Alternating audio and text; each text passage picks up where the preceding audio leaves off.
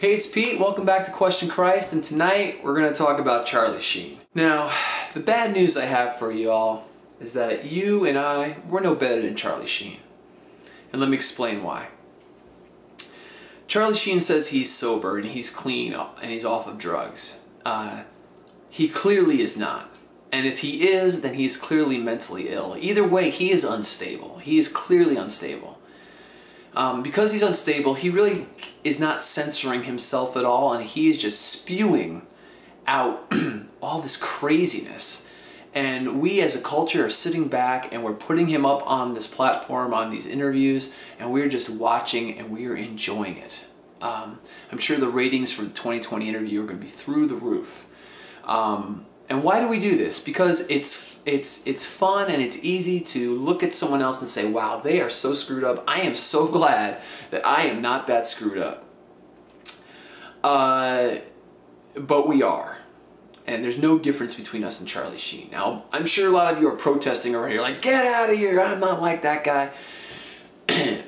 If you are a human being, you have had moments where you have had such dark impulses, such dark thoughts inside of you that maybe you've never said them, maybe you've never acted out on them, but they are so, so dark that if all of a sudden there could be a video of what you're thinking shown on a screen in front of your loved ones and your friends, or a megaphone could blast out, blurt out that thought in your head loud and clear for everyone to see and hear, your friends and loved ones would run for the door.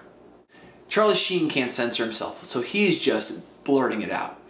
And we judge him because he has no censor. But most of us have thought certain flavors of what he is saying, thinking we are more important than we are, being narcissistic, being lustful, being angry.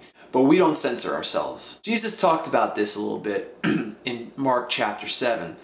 The Pharisees were getting on him and the disciples because Jesus and the disciples were not doing the ceremonial washing of their hands before they ate. And they were eating things that the Pharisees thought were a problem. And they said, how could you defile yourself like that? How could you not wash right and eat the right foods?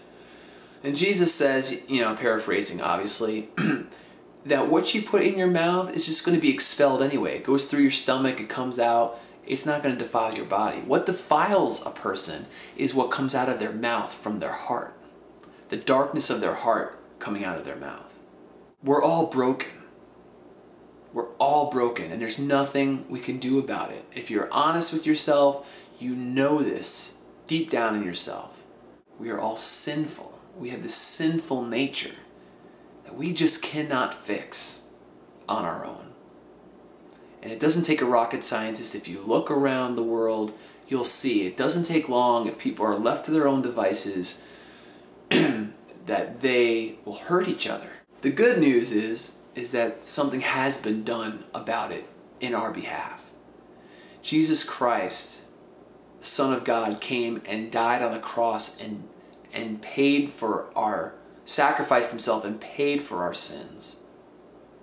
And if we will accept the gift he's given us, accept this sacrifice, and see him for what he was, which was the sacrifice for our sins and the Messiah and the Son of God, and the only way to the Father. If we will see that and recognize that and accept that gift, then we are forgiven. Now people are going to say, well, so you can do whatever you want and just pray to Jesus and it's all. No, you have to have a repentant heart. Jesus wants you to follow him, not use him as a get out of jail free card. So we have to be genuinely repentant, but we are forgiven. So it's just a wonderful blessing. So Charlie Sheen needs Jesus, you need Jesus, and I need Jesus. And I hope that you will think about accepting the gift that Jesus has given all of us. It's up to you to take it. I hope you're having a good night.